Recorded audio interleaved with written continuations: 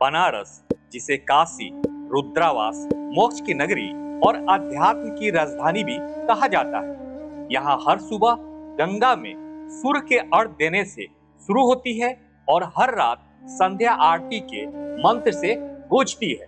लेकिन क्या आप जानते हैं, यह शहर सिर्फ मंदिरों और तीर्थों तक सीमित नहीं है। यहाँ के हर घाट, हर गली, हर पत्थरों पर इतिहास और अध्यात्म की कहानी छिपी हुई है। तो चलिए, आज हम आपको बनारस के कुछ अनसुने पहलुओं से रूबरू कराते हैं, जिसके बारे में कम ही लोग जानते हैं। उत्तर प्रदेश के गंगा नदी के किनारे पर बसा यह शहर, जिसे संस्कृत में काशी कहा जाता है, जिसका अर्थ प्रकाशवान होता है।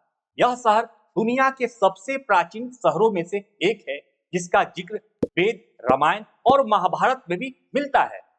हिंदू पौराणिक कथाओं के अनुसार स्वयं भगवान शिव ने 5000 साल पहले इस शहर का स्थापना की, जिसका जिक्र ऋग्वेद और स्कंद पुराण में भी मिलता है। इतना ही नहीं, यहाँ से प्राचीन सभ्यताओं के प्रमाण भी मिलते हैं, जो इसे हड़प्पा और सिंधु घाटी सभ्यता से भी पुराना साबित करते हैं। काशी सिर्फ मोक्ष की नगरी ही नहीं, यह शिक्षा और साहित्य का प्रमुख केंद्र भी रही है। यही भगवान बुद्ध ने अपना पहला उपदेश सारनाथ में दिया था, जिससे बौद्ध धर्म की शुरुआत हुई। गोस्वामी तुलसीदास ने इसी भूमि पर रामचरितमानस और हनुमान चालीसा की रचना की। प्रेमचंद और जयशंकर प्रसाद जैसे साहित्यकारों की जन्मस्थली भी यही है। बनारस हिंदू विश्वविद्यालय, बीएचयू, शिक्षा और संस्कृति के संगम का प्रतीक है। बनारस केवल विश्वनाथ मंदिर और घाटों तक सीमित नहीं, यहाँ कुछ ऐसे स्थान भी हैं जो ऐतिहासिक और आध्यात्मिक रूप से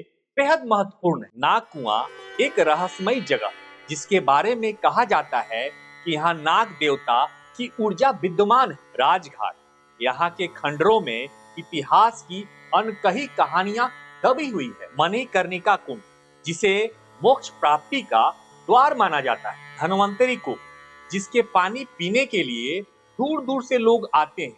ऐसे मान्यता है कि असाध्य रोगों से भी मुक्ति मिल जाती है। इतिहास में बनारस ने कई आक्रमणों का सामना किया।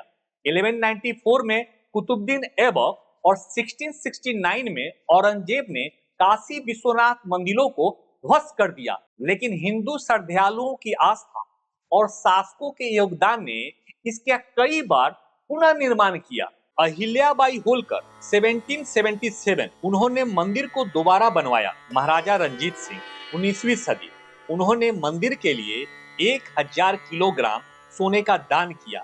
आज यह मंदिर फिर से अपनी भव्यता और दिव्यता से खड़ा है।